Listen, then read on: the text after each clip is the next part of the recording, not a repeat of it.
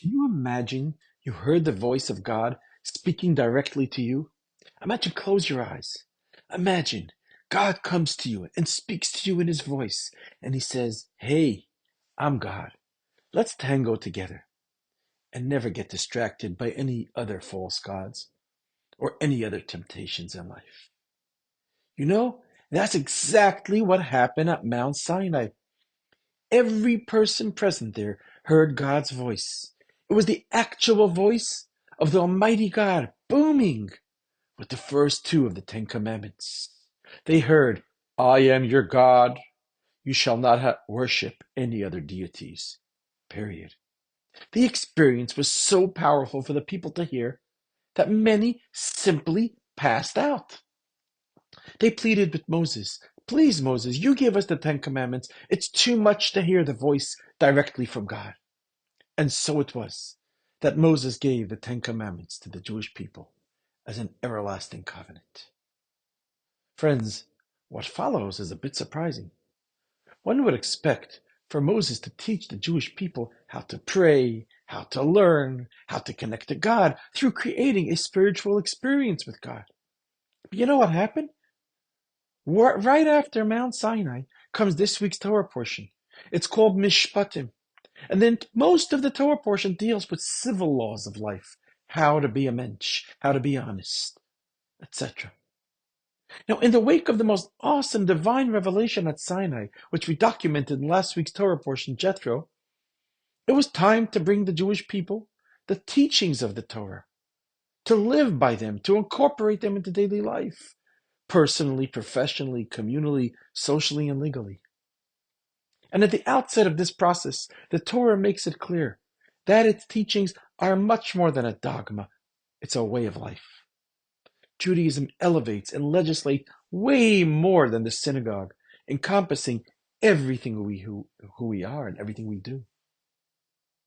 And many of the seemingly mundane laws that govern day-to-day life are described in this week's Parsha. We have laws of personal injury, laws of honesty, laws of bailment, laws of jury, and laws of how to be kind to others. And just really, we're establishing so many things related to the legal system, courts of justice, how to be a mensch.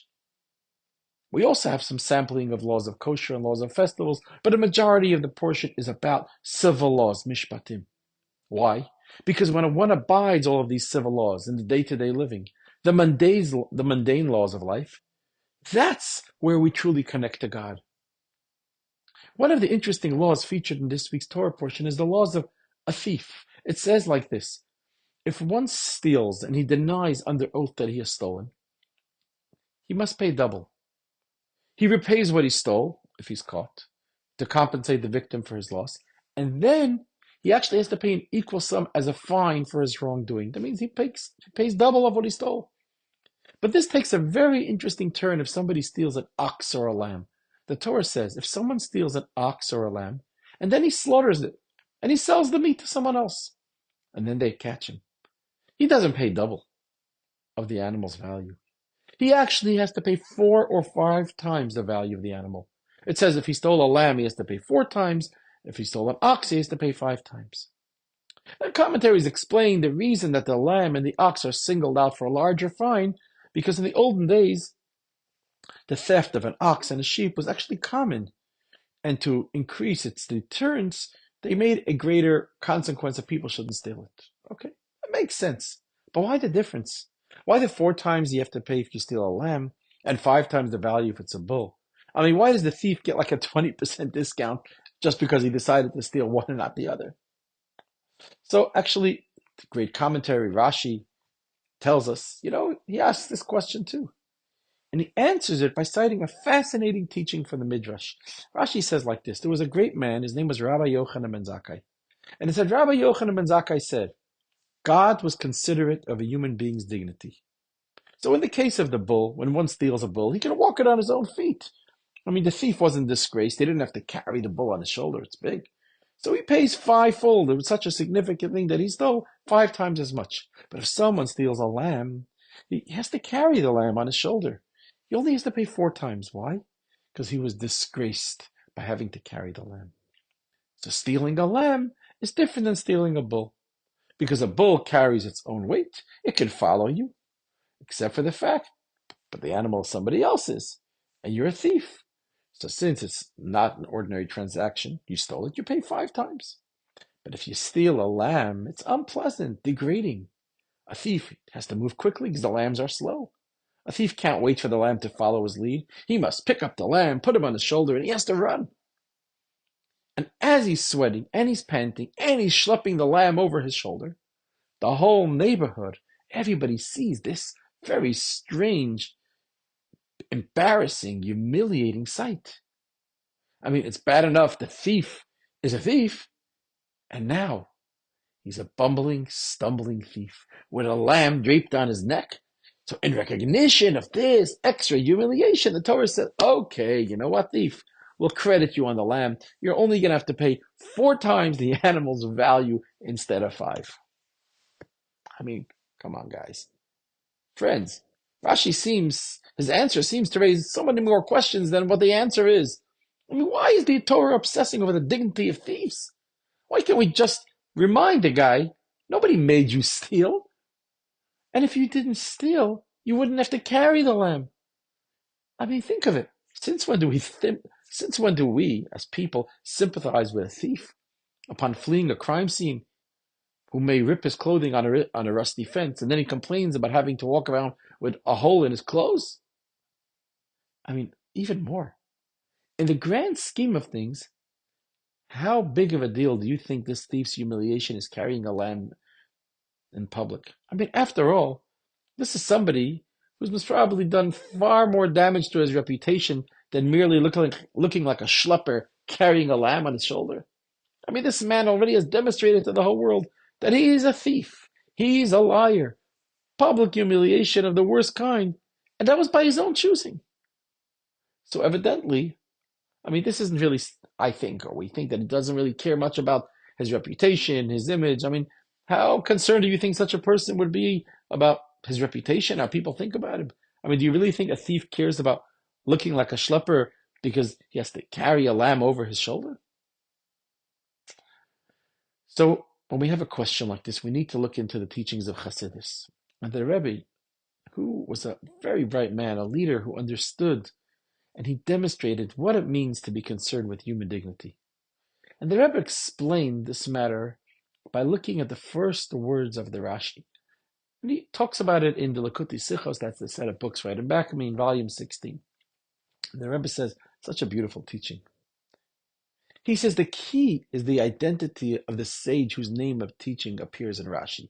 What does Rashi say? Rashi says, Rabbi Yohanan ben Zakkai, when he understood, the Rebbe says, when we understand who this Rabbi Yohanan ben Zakkai and what he stood for, we will understand what this teaching about the lamb and the thief and the awesome message it teaches us about human dignity. And something, unfortunately, became somewhat of an endangered species, as we can say, in the age of social media.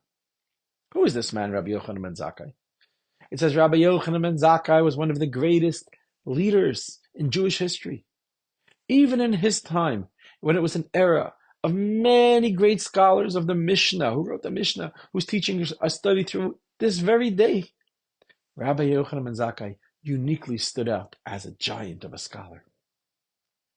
He actually lived through the horrors of the Second Temple's destruction, leading the people through great trauma and pain, as we know what took place during that time.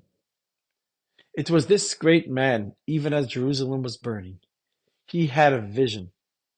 He had the vision and the presence of mind to look past the ashes and the destruction of what he saw and think about the future.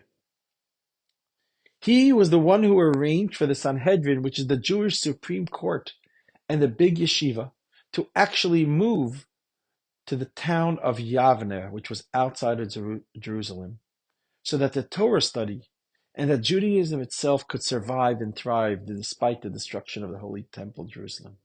So as Jerusalem was burning and it was being destroyed, the study of Torah endured in that city of Yavne, and in his merit, it is that we have the Torah scholars today. Because if these people would have stayed in Jerusalem, they would have been murdered and plundered by the Romans who destroyed Jerusalem, and there would be no Torah scholars today. So in many ways, think of it, Rabbi Yochanan ben Zakkai is the primary architect of Jewish life today as we know it, having set its standard for post-temple Jewish life that shapes everything we do in this year of 2024.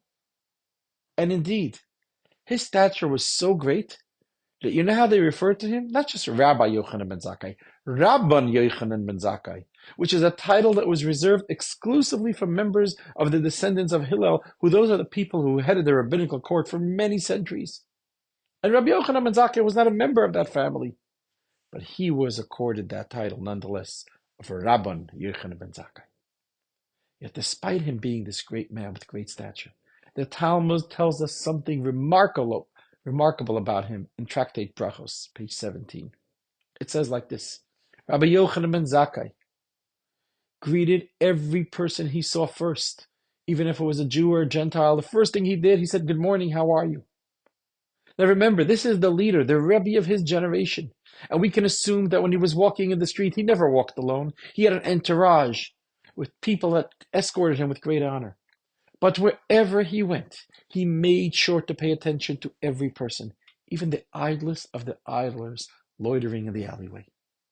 Great or small, young or old, Jew or Gentile, it made no difference. If you try to catch Rabbi Yochanan's attention to have a word with him, you were too late, because he already noticed you. And he would say, "How are you? How are things doing for you?" Now, you may ask, why was Rabbi Yochanan ben Zakkai so particular about this? I mean, he wasn't a politician. He didn't need your vote. He didn't have to smile for the camera or shake people's hands to win their favor. It boils down to one thing.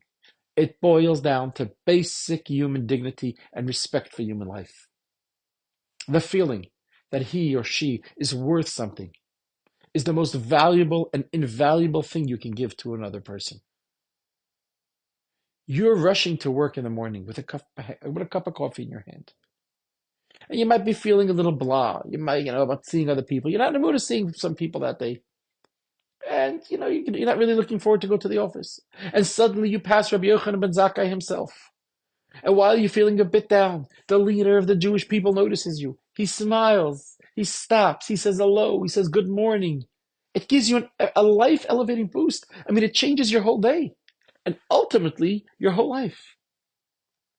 You see, many human beings crave money and success, but that's a somewhat superficial way of looking at it. I mean, why do people want money and success? Because we think, if we will conform to that lifestyle, we want it, you know what, it's going to happen. It's going to increase our sense of worth. People are going to look at us. We're going to be famous. We're going to feel good. But no one wants more money because it will make them feel less valuable. No one desires more success because it'll make them feel less worth by other people. Because if you give a person a choice between money and dignity, many people are going to pick dignity.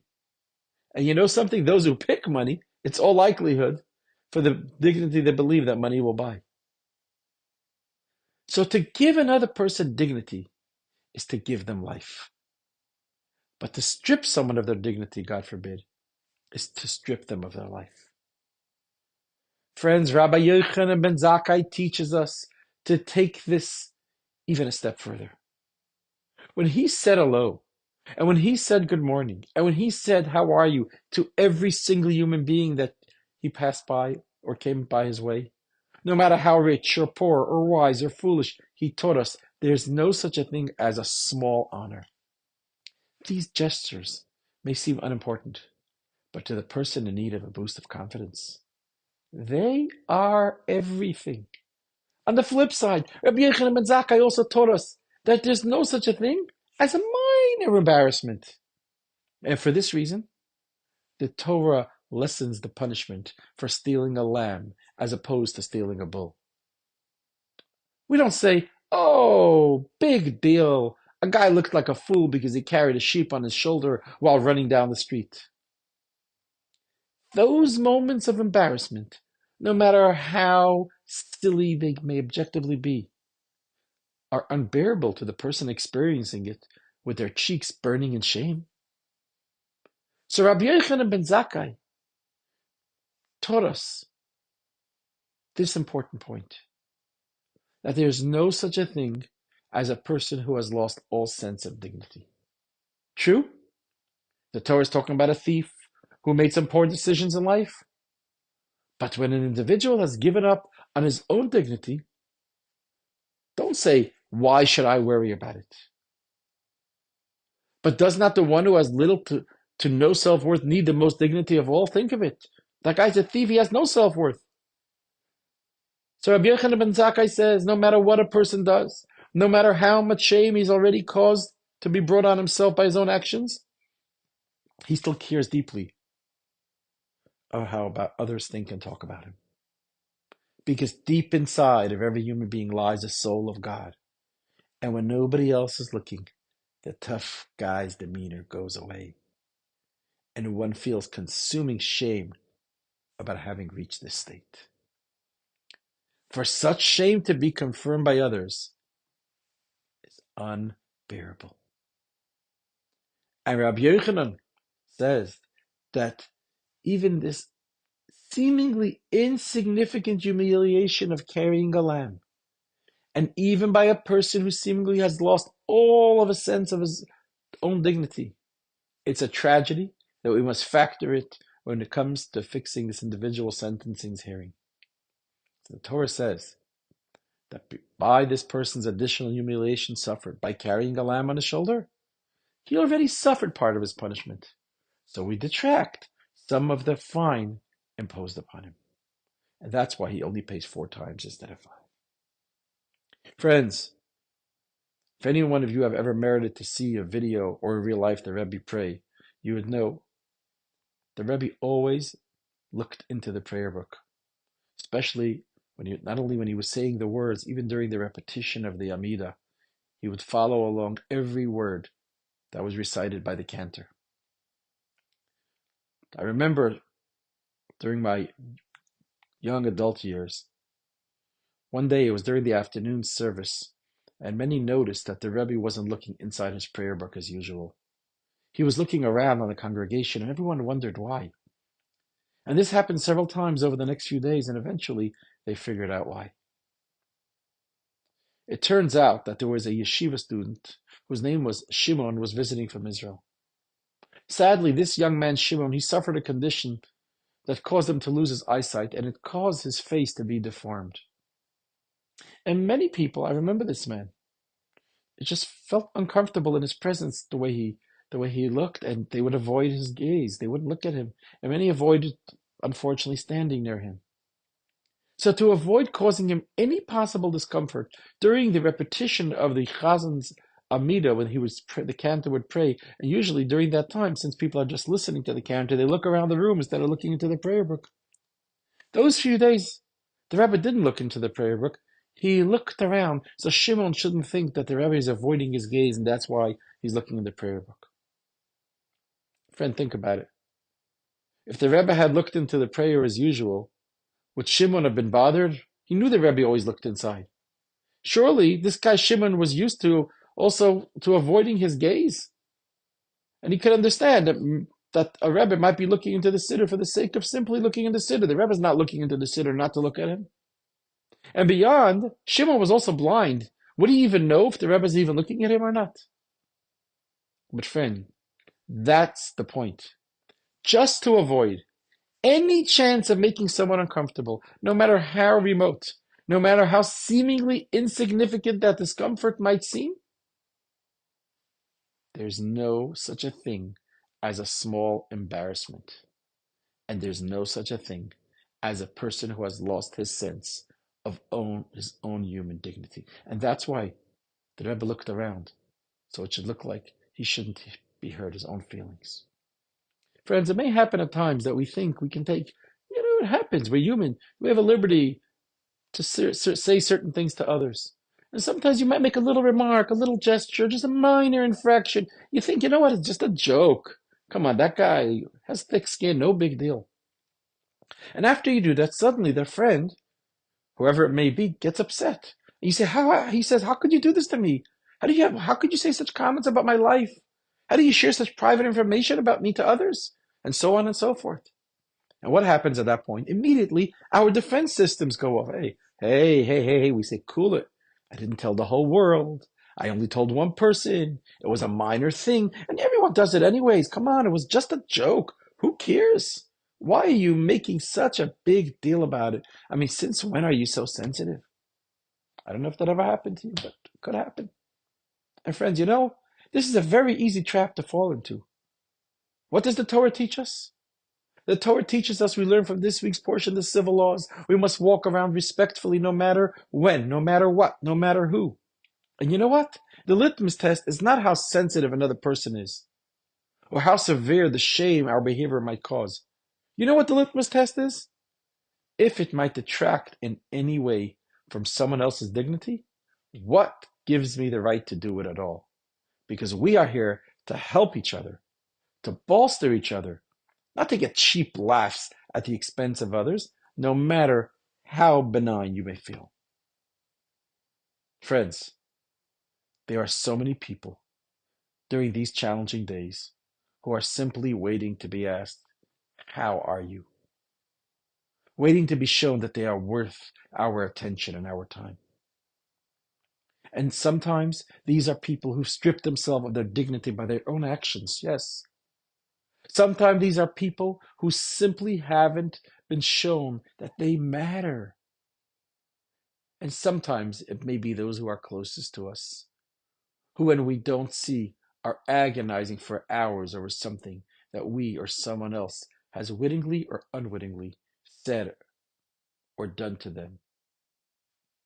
And sometimes we don't even know. These issues may seem trivial, yet our small gestures showing concern, you might think, hey, it's trivial. The Torah teaches they are not. Quite the opposite. We all have tremendous dignity inside of us. And we all have tremendous power to show others the dignity that's within them and the respect we have for it. Let us take a lesson from this week's Torah portion, how the Torah has compassion upon the thief and the embarrassment he goes through, and make a difference in someone else's life. And friends, as the saying goes, what goes around comes around. So when you shine a light in someone else's life, show them the love, show them the care, show them dignity. And I guarantee it that God will make sure that it comes right back at you, and your cup will then overflow with the blessings of a life filled with meaning and purpose, contentment and gladness and happiness, with respect and dignity from others. Shalom.